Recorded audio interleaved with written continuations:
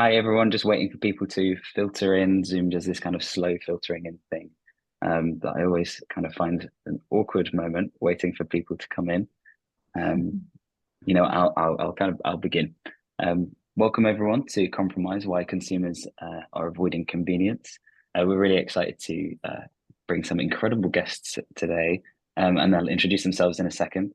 Today we're going to kind of going over all things compromise in a world that's kind of where convenience is kind of long been hailed as the ultimate goal for consumers. We're kind of witnessing this very interesting and growing behavior. So we're going to talk you through all things that. Before we do that, I just wanted to tell you that all the kind of data you're going to see today, all the charts and the visualizations are from Pulsar. So what is Pulsar? Don't worry, I'm not going to read the slide out to you. That's not I always find that's a really boring thing to do. So I'm not going to just read that out to you. So at Pulsar, we gather data from all kinds of sources, including all social media. So that's the big ones like X, Instagram, TikTok, Pinterest, Reddit, Facebook, all those, as well as international social media platforms as well. We also have sources such as Google Search, online news, forums, blogs, podcasts, broadcast data from TV and radio as well. So yeah, we're about to see things that we've made using this software. And we're all about offering the opportunity to kind of see the conversations on the internet. So if you ever thought, I really want to read the internet, Pulsar helps you do that. We also have a in-house research department that kind of works as a consultancy as well, which I think will be a good segue to pass through to who everyone is. So, Katrina, do you want to give us a little bit about who you are and where you're from? Brilliant. Thanks, Sal. So I'm Katrina. I'm a director at Sign Salad. We are a cultural foresight consultancy, and we specialize in semiotics, so the study of signs and symbols and how signs and symbols communicate meaning, and language analysis. And we use the wonderful Pulsar to kind of work out what's the conversation online, what's kind of going on at a cultural level, and why. So we bring in kind of cultural foresight to explain why are people having these conversations right now? Why is this topic becoming relevant right now? And I'll talk a bit more about that later in relation to natural deodorant. Thank you so much. Oryelle, who are you?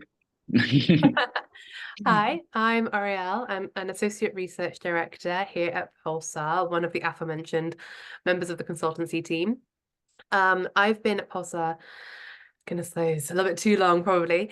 And my specialty, my focus is looking at going beyond the data, the behaviors. What is the data actually telling us beyond just a volume increase, looking at the whys, the whos, and what it all means. Thank you. And last but certainly not least, Ollie. Hi there, I'm Ollie. I'm founder of Nina, which is an organic baby clothes and accessories company that's all about kind of natural materials and celebrating the makers behind them. So our products kind of come directly from cotton farms, or we're partnering with artists on kind of unique designs. So going to be sharing a little bit about what compromise means for parents. Thank you so much. And yeah, really excited to get into all those different things that we're going to talk about today. I thought, first of all, just going to give you a little overview of what we mean by compromise. So again, I'm not going to read out this slide to you. Kind of a bit boring if I just read that out to you. But yeah, so there's this change in consumer behavior that I want to dive into, which is why some audiences are opting to forego convenience for what we might call the greater good, whatever that means for that specific audience. So this trend is not kind of a blip. It's something that's been kind of growing and developing as in various different ways, as we'll explore today, non-exhaustively. And yeah, it's a behavior that's kind of reshaping the landscape of consumerism and how people interact with the things that they buy and the services that they use. So if you're here as a brand, this isn't just about understanding consumer preferences, it's also about aligning with the evolving values of your audiences. So yeah, so why does this matter and why are we talking about it? Well, from kind of environmentally sustainable choices to social consciousness, kind of the choices that consumers make today have really far-reaching implications that kind of go to the core of what they value as a person. So kind of is compromise kind of the new currency of consumerism? A lot of brands using compromise as kind of a tool. Like I've written here, and just briefly, there's kind of some various facets as to why people would choose to compromise specifically. There's, of course, financial means, which is an increasing priority for people as the cost of living crisis grows and develops. So it makes it sound positive, doesn't it? Grows and develops the cost of living crisis. Sustainability, which is obviously something that is increasingly important to us in a warming climate, and making environmentally friendly choices. And values and identity. So sustainability and values and identity can kind of go hand in hand together, really, if that's a kind of core identity aspect for someone. But aligning your purchases with yourself. This is something that people have always done, whether it's kind of an aesthetic decision, but now in terms of owning that compromise and kind of using these purchases to signal, as I've written here, what matters to you. So I just wanted to talk about one example briefly that might kind of help illustrate the kind of overall idea of compromise. So this is about electric vehicles. So this is some research that we did into electric vehicles, piece of research that we put out recently that just looks into the main narratives around what people talk about in terms of the negatives around electric vehicles. And as you can see here, there's a lot of interesting conversations that come up, whether they're vulnerable to misinformation or not. And these are the ones that kind of are kind of most vulnerable to misinformation. But in terms of what compromise someone might make to buy an electric vehicle, perhaps it could be cost. They're taking on that cost compromise because they want to buy something that aligns with their views on sustainability and the planet. There's also sometimes, now this is questionable, obviously, and depends maybe which electric vehicle you're buying, but quality is another aspect. As you can see here, people saying, well, quality or use case, I can't tow with my EV, maybe, or I can't go on a super long road trip with my EV. And thirdly, identity. So this is the kind of a big one where it's going to be the kind of biggest barrier for some people to overcome and compromise is kind of notions of, specifically around electric vehicles, masculinity, and in the case of maybe the West, especially America, national identity. Those things are kind of very much tied to the gas guzzling cars and the kind of power, speed, and autonomy that comes with that, and kind of poses a psychological barrier to embracing EVs. So anyone that's bought an EV has overcome that like identity barrier. Similarly, if something that you hold is kind of in opposition to that, buying an electric vehicle is maybe a way to signal I'm not someone that aligns myself with this image of national pride or masculinity. So what do the purchasers of electric vehicles gain? The people who compromise, let's say. Well, we think that the bragging rights, specifically of owning an electric vehicle, isn't a motivation enough. If bragging rights was a motivation enough, I think it would be a very different story. But the reality is that the belief that an electric vehicle is going some way to help the planet and become a more responsible citizen overall, this is where a person's identity and belief overrides all the other factors that makes maybe owning an electric vehicle a compromise in some way from their original gas car lifestyle. In making that conscious decision, it aligns themselves with a pride in putting the planet first above their own kind of difficulties that they may have, needing to find a charging station rather than just any old petrol gas station that's there. I now want to move on to introducing low sugar diets, which is a piece of research that we recently did, and bring in as well the wonderful Oryelle. Obviously, Oryelle, you gave yourself a little introduction earlier, but Associate Research Director at Pulsar. You come from like a behavioral science background, and I know that we've spoken a lot about things like this. And so your work kind of constantly returns to the question of how people's behaviors and motivations can be understood in the kind of boundless online space. I wanted to kind of start with the sugar as a kind of typical example because, sugar is kind of no pain, no gain is something that is a frequent compromise thing. So no pain, no gain, it's associated with maybe the gym or traditional diet culture, which is, coming under increasing scrutiny. But this low sugar diet kind of offers a kind of a different way of compromise, and it's kind of really stood out to us. So I wanted to show you some visualizations we've got here. So here we should see the kind of interest in sugar-free diet and sugar monitoring over the last few years, kind of on the steady increase in a large amount of conversation as well. Talking about sugar and control and how moving away from absolutism increases the ability to compromise. I think, Oryelle, what would you say on the kind of move away from absolutism and this low sugar diet in terms of compromise? I think it's really interesting. So obviously, typically when you think of compromise, absolutism kind of lends itself hand in hand. The kind of classic 80s approach of I won't eat anything 0% fat. I won't go anywhere near the thing that is causing me harm. And as we've learned as part of the lexicon of like modern society, we're so aware of how that narrative can lead into perhaps more problematic thought processes. People can take that attitude rather absolutely. So what we're seeing, I think, when it comes to compromise within the sugar space is this idea of tailoring your intake to what is suitable for you. And of course, like sugar monitoring was something that was basically unheard of if you didn't have rather specific health problems. It's not something that you did unless you had diabetes, unless you had something else that kind of called for that. So I think it's so interesting that we are now getting a conversation which is largely being kind of targeted at sort of certain demographics of people, which is basically saying that you can tailor your input based on what's appropriate for you, but you should still therefore be aware of the amount. You should still track it. There's still a lot of attention being put on the intake of it as a kind of questionable thing, but now it's questionable within a threshold or within a remit of yourself. Totally. Katrina, by the way, everyone, we're using Zoom's incredible hands up feature, which I think people don't use enough, so that everyone kind of contribute. Yeah. Katrina, what do you have to comment on this? Thank you. Yeah, just a thought. I'm looking at this as well, that I suppose any compromise often sits in relation to other compromises. So the way we think about sugar has probably changed in relation to the way we think about artificial sweetener. And we actually might start to be thinking, well, artificial sweetener actually means I'm compromising on this, this, and this, and actually it doesn't sound that great in these areas. And suddenly sugar actually sounds like the natural alternative, and becomes the alternative again in some ways. There's a sort of pendulum swing there, maybe. That's so interesting. That kind of brings us on to the next slide, actually, which is about these different diets that we have. This is a positive and negative sentiment analysis on different types of elimination diets.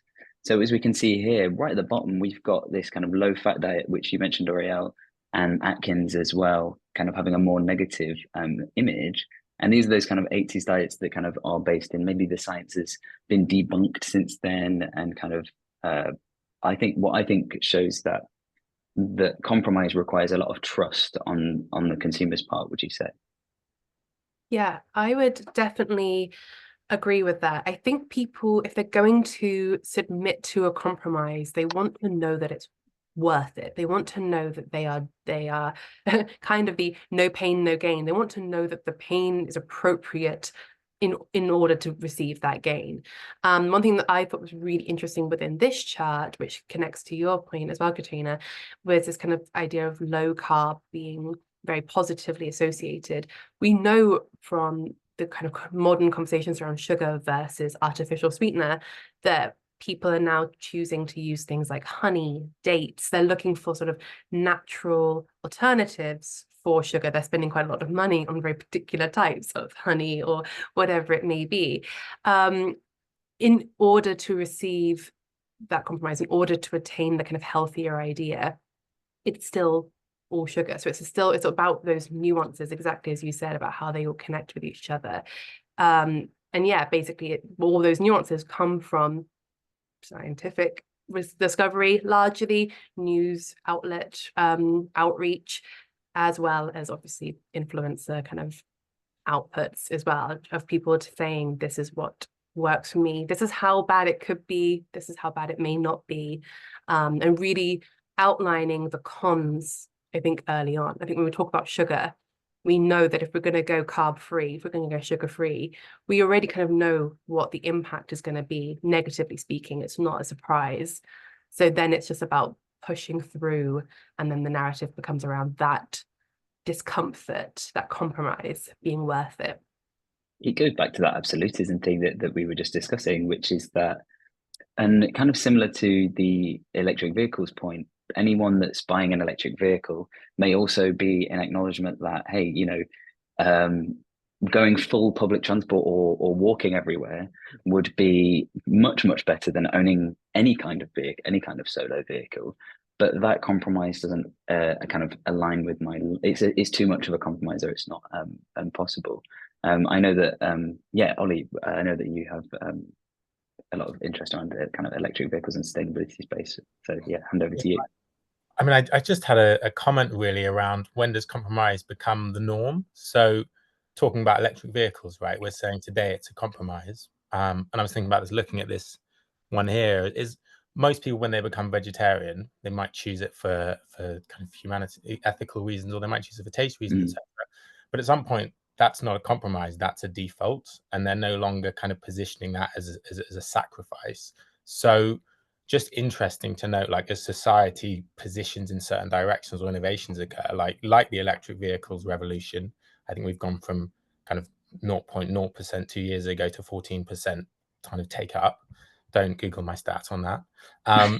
But like, as things default, then we can start to like shift the compromising narrative, because like society is pushing us away from things that are, I suppose, currently sacrifices. So if I think about sugary drinks, like at some point we're going to not see that as a compromise. We're going to see drinking sugary drinks as the compromise, because we'll understand that it's poisoning us.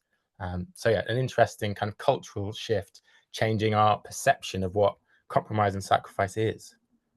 That's really interesting. Thank you, Ollie. Katrina, I know I'm kind of doing a bit of a kind of a Graham Norton situation, offering the mic. But yeah, Katrina.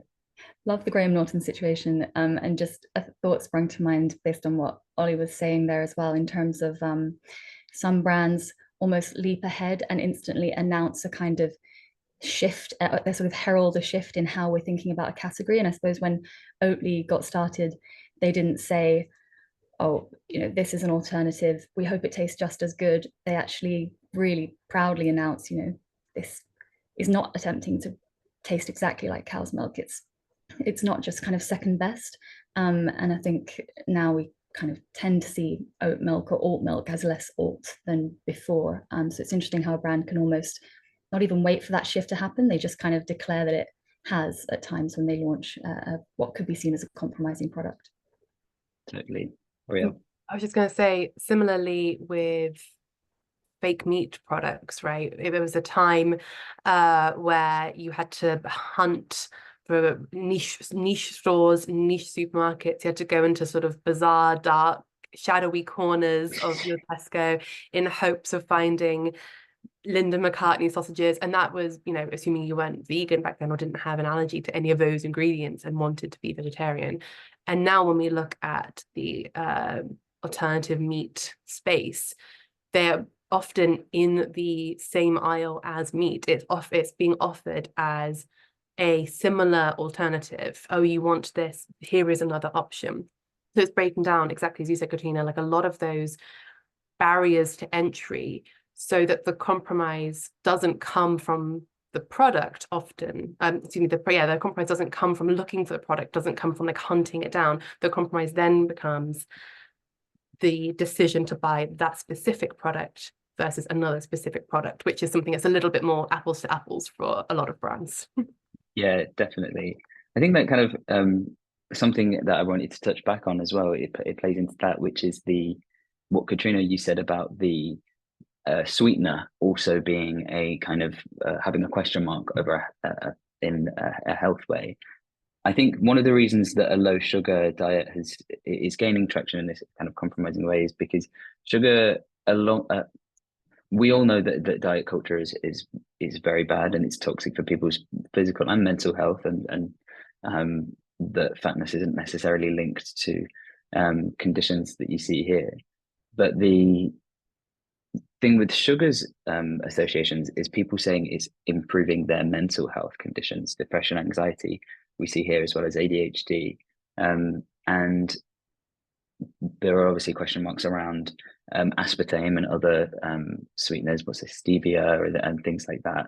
I think people being aware of the dangers of diet culture and diet products kind of makes this opting for a low sugar diet rather than an entirely sugar-free diet that obviously some people with medical conditions, especially diabetes, will need to approach in a different way.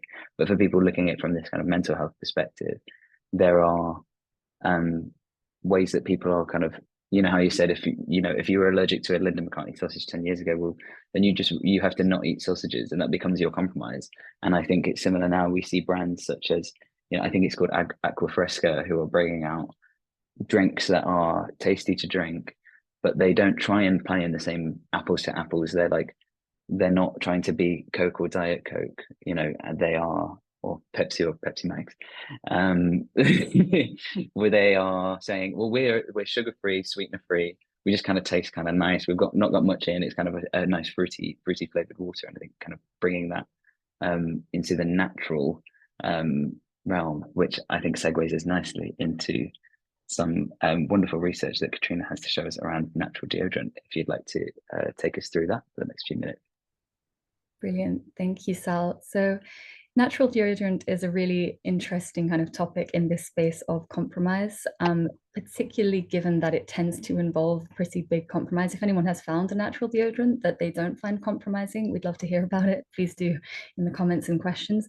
But in general, natural deodorant represents some kind of weighing the balance of the benefits and the drawbacks.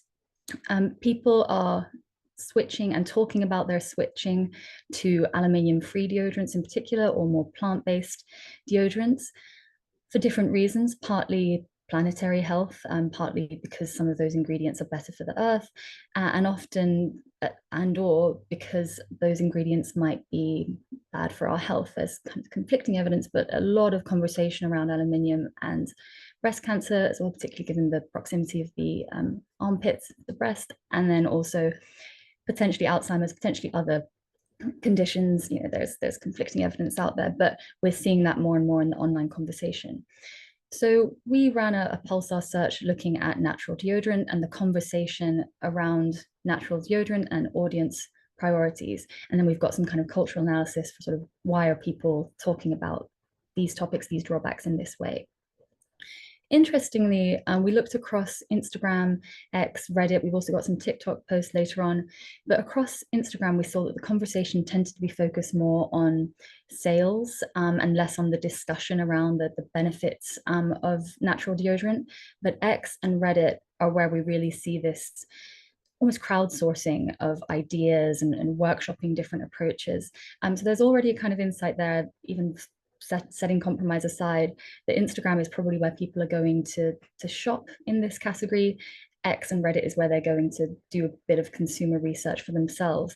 Or indeed, Instagram is where they're seeing influencers and paid partnerships. And that's why they're going to X and Reddit, because they want to work out, actually, what should I be buying? Is this real? Can I trust this information that I've seen elsewhere? Thanks, Sal. So in terms of compromise in the natural deodorant space, how are consumers talking about the compromises they've made and what might they be willing to compromise on in order to get the results? So a tiny microcosmic bit of science on the aluminium. Aluminium salts are what provide the antiperspirant property. They block the pores so that you can't produce sweat. So aluminium-free deodorant inherently has to grapple with that antiperspirant question. But what we see with the compromise conversation for natural deodorant is that people are talking about how actually you just have to wait. Your body is going to have to adjust to something new materials, new chemicals. And people are highlighting how long it took. In 4 days, I didn't even need to wear deodorant in the case of this TikTok, or people talking about how they had to wait to find the product that worked for them, or saying that it might actually take 1 to 3 months to adjust to a routine without aluminium. And some consumers are really willing to wait for those results. And from a branding perspective, we would always recommend that brands are very upfront about that. If it's kind of promising, if the pack is promising instant results and the reality doesn't deliver, the consumer might just switch off entirely. Whereas if the pack says upfront that it's going to be worth the wait in the long run, that's much more likely to build reliability and consumer trust. Another area that we see in the natural deodorant conversation is that simply consumers are willing to compromise because of the benefits of putting natural, clean, pronounceable ingredients in and on their bodies, rather than even setting aside aluminium, suspect unknown chemicals that we're not really sure what's that for, what's that doing there. So getting excited in the online conversation around different ingredients that we might not have heard of, the power of the bilberry, for instance, the bergamot and hinoki salt and stone deodorant, which has probiotics, spirulina to soothe irritation, and hyaluronic acid. So sort of drawing on the skincare conversation in many ways here, but bringing it into the natural deodorant category to sort of emphasize that wider lifestyle appeal that we see across skincare, hair care, and now natural deodorant, a shift towards trusting what you're putting in or on your body. Similarly, we see that a range of natural scents helps to build the appeal of natural deodorant. So instead of, as in the case of sort of low and no sugar or dairy versus non-dairy milk, instead of sort of framing this as here's what you're not getting or here's what we're trying to be just as good as, natural deodorants have really sort of championed just new flavors on the map and kind of rethinking what a deodorant flavor or scent, sorry, they're not edible, might be. Although some of these do look edible, which is an insight in itself. So kind of rose, rosemary, mandarin bliss, orange grove, one of the names there, lavender, honey and cactus flower, getting people really excited about these natural scents that actually open up a new world of possibility, rather than framing this as limited possibility or impossibility for the consumer.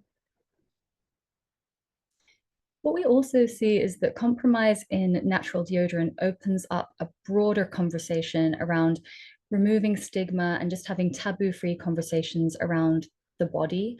So this applies to not only deodorant for your armpits, but whole body deodorant, and people talking about boob sweat, people talking about sweat in other parts of the body and being comfortable doing so. Also, for instance, the natural deodorant brand Fussy doing a collaboration with Calm, kind of highlighting that relationship between our bodies and mental health is something that we might need to talk about more. And this taps into a broader shift that we see in culture at large around talking about topics that people might have been hesitant to lean into previously, and actually removing taboos around them and showing that we have empathy and that we can kind of talk about these topics without any discomfort. I think that's so interesting, isn't it? Because it brings up something that I think we'll get more into, and I think that Ollie will as well. But it's that identity aspect as well that comes in with compromise here. So if you are, say, let's take Fussy, for example. I think a lot of people who are having looked through the search that you did on using Pulsar as well, which is, there's a lot of really interesting posts in there, and the kind of sample posts that we've seen here about people going through. I mean, we had a message in the chat come through about someone said that they thought for years they had to compromise on efficacy when they chose a natural deodorant, but they've discovered a brand called Aesop that feels like a lot less of a compromise. So that's one to think up. But the people kind of have to grind, and they go through this journey where they find the one that works right for them. I think sweat is obviously something that is a taboo in and of itself. So when it links with let's take Fussy and Calm, it maybe allows users to feel like they have a that they're cared for by this product in a kind of more holistic way. And these partnerships kind of emblemize that, and the fact that this influencer talking about boob sweat, things like that they have used the zeros, and I just used it. They've used the zeros in the boobs to not get taken by the algorithm, taken off the algorithm. But yeah, it links into that aspect of identity that when you choose a compromising product, it kind of lets you express more of yourself in a way that you don't have to kind of conform to Dove or whatever body standards they set. Yeah, Oryelle. Just on what you've both been saying, also struck a chord that we talk a lot about compromising products from the position of natural deodorants, clean beauty, the compromise being that the ingredients may be fewer or more natural, therefore perhaps less effective, etc. But there's also another alternative, which is that clearly in this situation, traditional brands are, like, people are still having to compromise in order to use those traditional brands, because those brands aren't alleviating these major concerns. Those brands aren't allowing people to alleviate things like boob sweat, like chafing, like it's that people are still having to compromise before these. I don't know, is it or I think you're a little bit robotic there. Could you repeat the last couple of sentences? I'm so sorry. Oh, apologies. Can everyone else hear me? Is it robotic? It is kind of happening.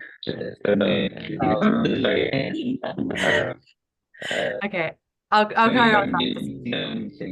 My work, sorry about that. Sorry, I think it's Sal. I think it's Sal that's robotic. I'll carry on, Sal, while you're fixing your headphones. But yeah, we talk a lot about compromise being the new, being the different from the standard or the traditional, and what we are taking with us to the new versus what we're leaving behind. But I think we kind of at times forget, just because of the nature of the conversation, that these innovations can occur because people are having to make compromise to begin with, because those traditional brands are not supporting them. They are living with discomfort in this case of like using boob sweat when they haven't got products to support them. Perhaps that they are trying to be vegetarian for a whole host of reasons, and they don't have adequate food sources to support them with that thing. So yeah, I just kind of wanted to jump in with that. Hopefully, Sarlife. No, thank you. I realized it was entirely my internet connection that was dropping on my AirPods, messing up. Sorry for making you go back, just for purely my comfort. Sorry about that. But I when doing so, I accidentally clicked onto the next slide, but I thought it was quite good because it went along with what you were saying, which is those are kind of extra factors that might play into it. And so yeah, I wanted to hand back to you, Katrina, to talk over this. Great, thanks, Sal. Yes, such a great point, Oryelle. And I think there is something around kind of creating taboos by actually not having enough products to cater to people to begin with, and also implying that the emphasis is on removal and kind of covering up and sort of making a physical function invisible, when actually what a lot of these natural deodorants are doing is not kind of shying away from those, from body odor or from kind of sweat, and just kind of celebrating it as well, which is, you know, perhaps another slide that we could have another time. But in terms of what people are less willing to compromise on, so what we saw across the search results were three key areas that people were often saying, this is a kind of no-go zone for me, or this is an obstacle for me still, but I'm keeping it up, but it still represents a challenge. So first of all, cost. I mean, as we've already touched on in this webinar, the more compromising option that provides ecological or health benefits is often going to be at more of a cost premium. We see a lot of this discussion on social media, especially also people kind of calling out, you know, people who might be implying on social media that this is easy, just purchase this one, it's so much better, without actually taking into consideration the socioeconomic factor. One of the ways that we see cost being addressed, though, is a wealth of homemade natural deodorant recipes, countless kind of recipes and ideas. Well, not literally countless because we've counted them in Pulsar's brilliant dashboards, but several recipes and kind of guides on how to make your own kind of shea butter or glycerin or lemon-based kind of at-home deodorant. But in general, yeah, lots of people commenting, I'll just stick to the cheaper option as well. So not everyone has time to make their own natural deodorant. Staining, there is a lot of talk around staining when it comes to natural deodorant and leaving marks on clothes. But that said, only 3% of the results actually mention staining or patches, and some users are willing to compromise on that, given all the other benefits of natural deodorant. You can see the kind of quote at the bottom there. I can confirm that while deodorant at least leaves white patches on this person's clothes, but they haven't stopped using it because of all the other benefits, softness, ingrown hairs being avoided. scent, body odor. People are kind of still calling this out on social media, and just asking if anyone has a hack, or asking how people get around that. But I think that's just evidence of kind of this shift towards stigma-free and sort of taboo-free conversations is ongoing, and we're still kind of following that shift rather than it being kind of fully complete, I suppose. That's so interesting, and I think it goes back into that kind of theme that's kind of been recurring here, which is the kind of multifaceted reasons that people would compromise, but also the extent to which they're willing to bend. And I specifically love this quote down in the bottom right hand corner here: wintertime, wet aluminium free; summertime, give me the chemicals.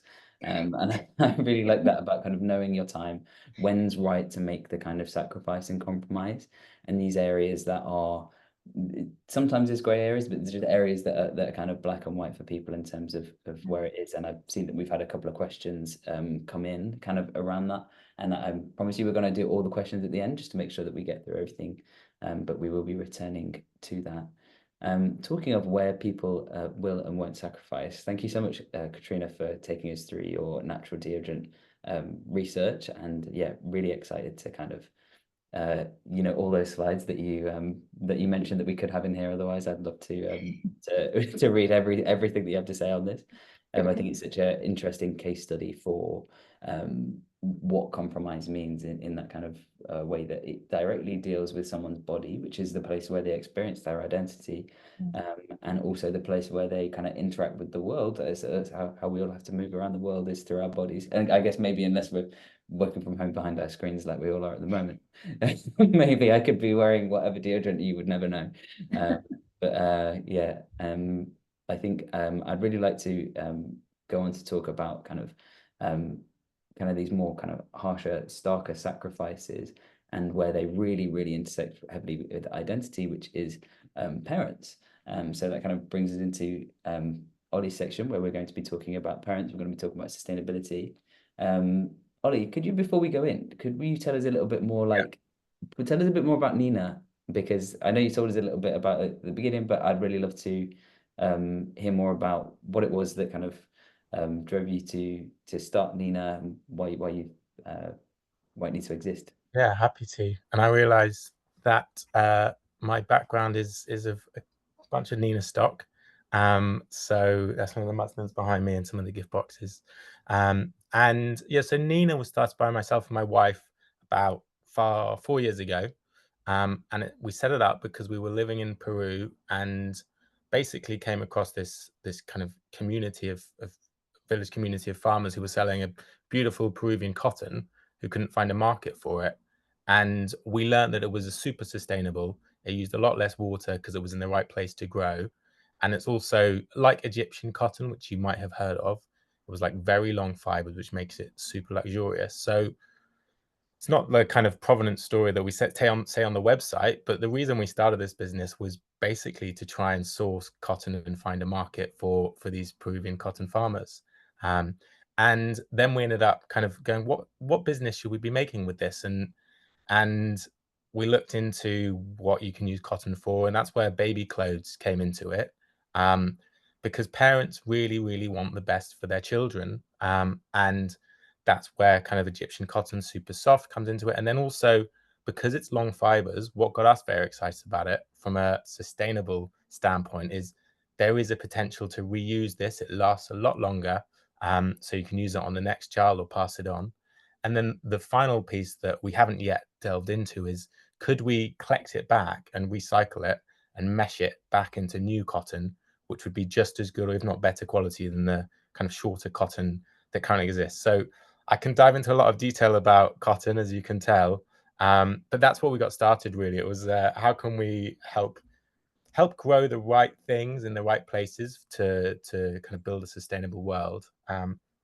And I mean, I mentioned there that kind of parents like to spoil their children. And I think on the topic of compromise, as we started delving into where the industry should be, parenting is a fascinating space. So parenting is a compromise. I mean, I don't have children yet, having one later this year, but but we are a generation born into an era of abundant choice. So 100 years ago, people had children because there was no choice, there was no contraception. If you had sex, you had a baby, hopefully. And also you had children to help out on the farms, and there was a really high infant mortality rate. So you might have had 12 children, end up with 8, and you're one of them helping out on your farm. So children were a support network, really. And there was an article as we were setting this up in the New York Times talking about the end of babies, which is what you can see on this chart here, which suggested that capitalism is what's causing declining birth rates. And if you look at this chart here, I think probably 1960s is when contraception really kind of came into force. And you can see that the birth rate dropped enormously. So in the UK, for example, it dropped from 2.8 children per mother to 1.5 today. And kind of Italy is seeing a huge amount of decline that's not on this chart. But what's causing that is fundamentally kind of the cost of living in the UK. So people in higher skilled economies are now super aware of parenting costs, the cost of childcare, the cost of education. Women in the workforce has had a big impact on families, so having fewer kids. And then developing economies, there's better welfare and lower childhood mortality. So they need to have less kids for financial support security. So people are having a lot less children because of the compromise to their lifestyle, as well as the understanding that having a kid is going to be a financial cost for you in the future. And I think I can't overstate that. And I'll dig out the New York Times End of Babies article. But for a generation brought up on spontaneity, budget flights, city breaks, going out in the theatre, like urban living full of choice, having a child is a compromise. And what it means is that people are having children later in life, and we're starting to have children that become little emperors. And in China, as a result of the one-child policy, it led to something called the little emperor syndrome. So I'll explain what this is that one-child families, there was 2 sets of grandparents and 1 child who became the emperor. So 2 sets of doting grandparents, a generation of pampered and entitled children who believe they sit at the center of the social universe because that's exactly how they've been treated. So that happened in China. And now we're starting to see that development in the rest of the Western world, where the cost of living, the cost of education, the competitiveness of the workforce has meant people are having fewer children, but they're doting on them just as much. So yeah, that's why baby clothing is such a fascinating category when it comes to compromise, because it's a point in kind of a parent's life where they're now looking 100 years in the future, not just 50 years. And they're looking at what are those things that they want to do to secure their child's lifestyle. And they're not really taking that many compromises. The main compromise they're taking is either not having children or having a lot fewer. That's so interesting. And I think it goes back to, not to compare children to electronic vehicles, which I don't want to do, but it goes back to the thing that we were thinking earlier, which is that when making that extra, I think to find Nina, for example, it's not as easy as, maybe going to your, a high street chain shop to get some baby clothes. It's an extra step. So you've got kind of a research step, and time is so valuable, especially for parents. It goes back to that idea that I touched on very briefly at the beginning that I really want to get into more here, which is that sacrifice and compromise doesn't mean to just do it for the bragging rights or to feel good about yourself. I think when we've spoken before, Ollie, you mentioned the kind of similarities of that with the kind of very archaic Weight Watchers kind of way of like kind of punish yourself, feel a reward. But they're kind of in this situation for these, that kind of isn't the choice, but to compromise. There's just where you compromise. Is that kind of, yeah. Yeah, and I think that, I mean, again, it comes down to individuals, and I suppose the amount of money that people have. But like people in the UK are well aware of the cost of having a child. I think it's around £9,000 a year. And so that means that people firstly need to be able to afford it. So that's the first compromise they're making is I'm going to wait until I can reach that point. And then when you get to having your child, you're considering like the child is now the number one. So you're compromising your choice. You might be going on fewer holidays. You might not be spending money on yourself because you need to support that child. And when we discussed previously, I said that kind of there are a few categories, the Maslow's hierarchy of needs, where they're completely recession proof. So people need to have healthcare, people need to have property, somewhere to live, and children are growing all the time and they need food and clothing. So interestingly, again, as we set this up, it was like what categories, and it was kind of 2018 jumping out of recession, what categories are going to thrive in this, and it's precisely because parents they're not considering things in terms of I suppose values, as you say. It's more like doting and supporting and making sure that their child has the best start in life. And your point around, I suppose, parents and the like having to seek out Nina, is that loads of businesses like spend a lot of their marketing budget on targeting new parents, and that's because new parents are at a point when they're changing their habits once the baby enters the picture, and that's including the way they shop. So you can see from the data that since parenthood, these adults, the 50% are doing much more research about safety of a brand or product, because it's not just about what they need, but it's what their child needs as well. So yeah, it's a fascinating space, and if parents can afford it, they aren't compromising at all on their children. The compromise is the number of children they choose to have. It's really interesting that I'm going to actually stop sharing my screen because I feel like we've used this visualization. I mean, I had another chart that kind of plays more into the sustainability side of making choices. Obviously, because you're ethical, like very, very ethical, completely ethical company. I thought it would be interesting to show this, which is kind of behaviors that we found in our sustainability report, which get in touch if you want to see it, because it's incredible. Put together by our team, especially Di on our team, who is absolute brain box, and there's some of like the best visualizations around sustainability out there. But these kind of behaviors that are associated with sustainable living, ethical consumption is at the top, and I think that it really does go back to what you were saying about the way that we move through the world, and that capitalism causing, and obviously, as we all know, our global economic situation is at a point of fast change, and difficult to adapt to. And there's kind of a thread through all these compromises that we've been talking about today, which is people kind of reclaiming the way that they relate to capitalism. That's obviously a very big word, but consumerism and products, where they buy their products. We saw it in the natural deodorant search about people using Instagram to find these alternative products, so turning away from the high street. I know that some high streets are bringing in natural deodorant brands, but you know, even the person that we had messages on the chat on this webinar saying, you know, I tried many and now I found my one. You know, it's more people taking that time to research and I guess slow consumerism. Is that, do we have anything to say on slow consumerism? I'm going to stop sharing so that people can see us all. But yeah, I think that chart you just shared is fascinating. I don't know where the audience was international or UK, but I think, again, we've spent a lot of today talking about compromise in the context of capitalism, right? We compromise on choice, but we're not saying no choice. And outside of the first world, compromise is no choice. So the fact that the top one there was ethical consumption is interesting, because we know that sustainable living is actually like reduced consumption, but from a brand perspective, from like a messaging perspective, we've done such a good job in saying that sustainability can be had through doing your existing habits, but a bit cleaner, rather than the true sacrifice, which would be do less of that thing you like.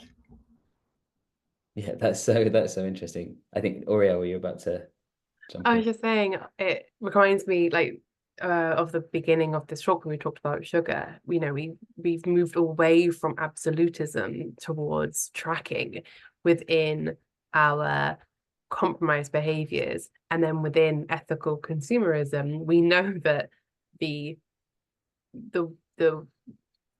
desired outcome is a more absolute, don't buy that thing, don't partake in it. And yet that messaging of actually you can have it, just have a version of it, just make a compromise on what your typical habits are, has been sort of successfully infiltrated throughout the compromise and throughout the discomfort space. So yeah, it was just something that was really interesting. When you said that, Ollie, it sort of like reminded me of a mere 30 minutes ago. We've come full circle. Good. We've had quite a few questions come in, and please do everyone submit your questions, because even if we don't get to them today, we will answer them. We'll write to you. We'll email them out to the panel here and get those answered. But I wanted to kind of go through, there's one here which is maybe kind of directed more to Katrina and Oryelle, using based on what you said today, but Ollie as well all of these questions I think could apply to everyone actually. So everyone dive in. What kind of metrics would we need to look for to find areas of potential compromise in audiences, or how compromise would affect our audiences? Well, Oryelle's closer to the data, so I'm happy to kind of follow your lead as you prefer. Yeah, absolutely. So metrics to identify, it's just to answer the question, metrics to identify where compromise could exist within audiences, I think or identifying compromises that already happen. Where it could be harnessed, or so if it, I guess if it's already happening, how it can be harnessed.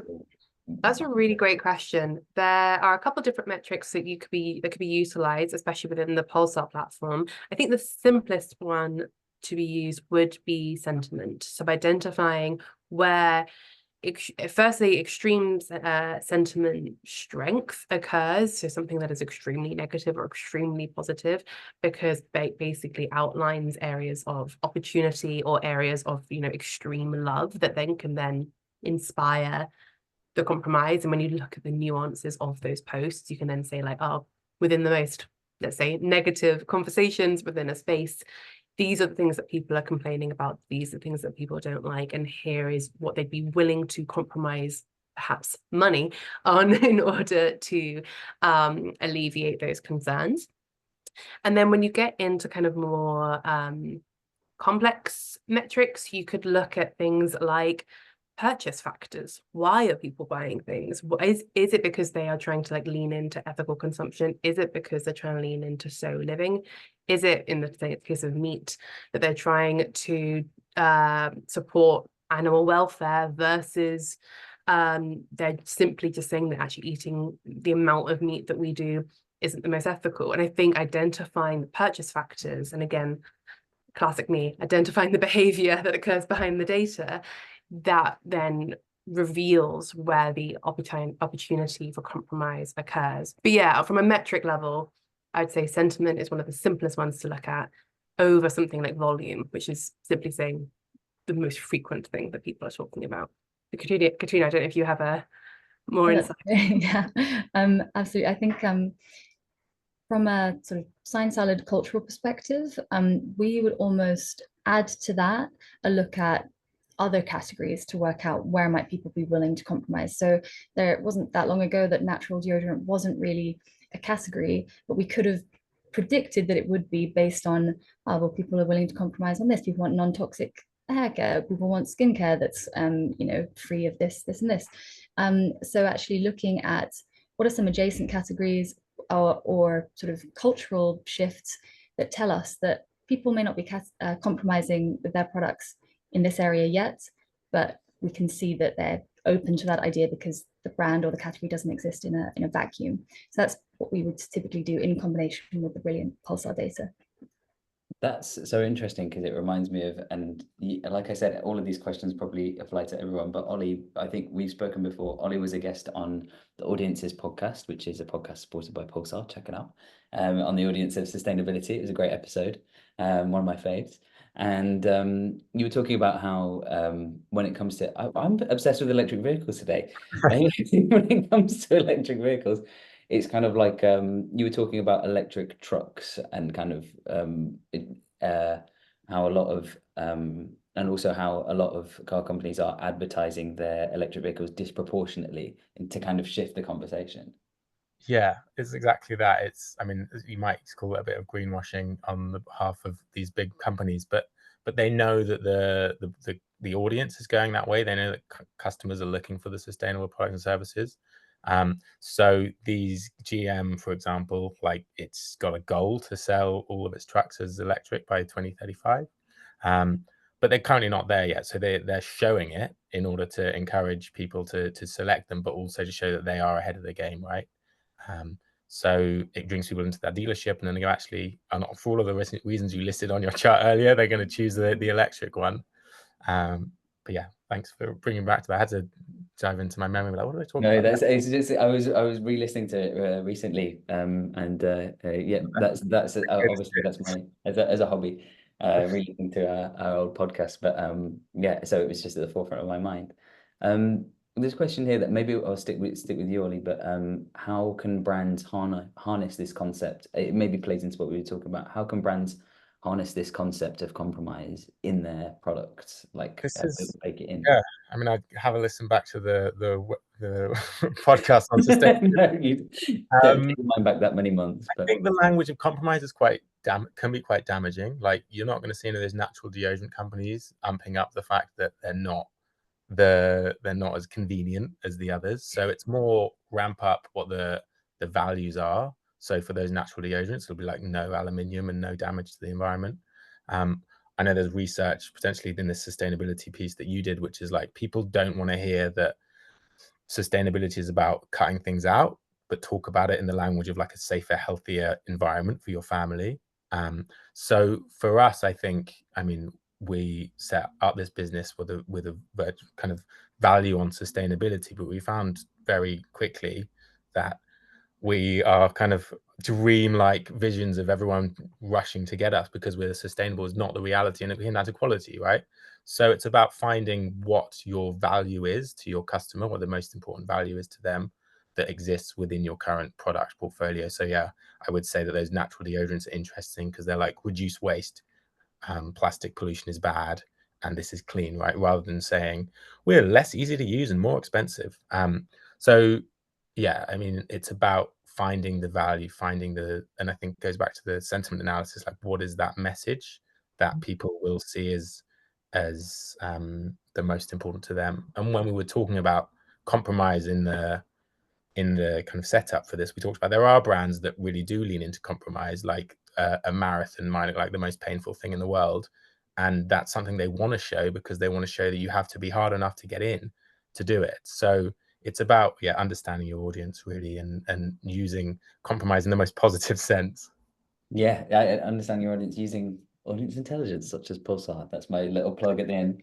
But yeah, I think one last point, I think it goes into that. I think Oryelle, we've spoken before about the gap between belief and action, and what people, there are people willing to compromise and knowing that they have these areas that they would compromise in, and then being kind of enabled or spurred on to do that. Yeah, absolutely. It is something kind of worth noting, of course, that when we talk of compromise, we are kind of talking about audience demographics that are perhaps experience limited compromise in their lives already, and thus are choosing to participate. In the case of the marathon, they are choosing to push themselves to gain acclaim, to gain fitness, which then ties to their values and their belief systems. It ties into their identity. There is an interesting link between when we talk about how to connect with compromise, how to alleviate pain, how to alleviate discomfort, whilst also recognizing that what value those items, products, challenges can give to those people, and how valuable is that value. Essentially, if anyone's going to offer me a marathon, I will turn that down. I do not have the desire. I don't need that as part of my wheelhouse. Whereas there are other people who will be jumping at the chance. And yeah, like I said, it's just talking about identifying your audiences just beyond demographic, beyond, oh, they're a fan of this or a fan of that, but trying to create the nuances of, well, why, what is it that they're getting? And then exactly like Katrina mentioned, once you can break those down and isolate those trends, then something like natural deodorants becoming a more popular product feels slightly more predictable. Thank you so much. We've come up to the hour, so I've got a couple more questions, but what I'll do is I'll be because I can see people dropping off maybe to go to their meetings. But for anyone that's watching this on catch up, or anyone catch up like it's on iPlayer, Netflix, for anyone watching this on Netflix, feel free to submit your questions, or anyone that's still here, via email. We'll be able to get back to you, get as comprehensive an answer as you would have had here. But yeah, thank you so much, everyone, for joining, and thank you, Katrina, Oryelle, and Ollie, for your incredible insights, and yeah, just your expertise. I really appreciate it, and it's been so insightful and fascinating. Thank you. Thank Thanks, you. Sal. Thank you so much. Bye, everyone. Thank you. Bye.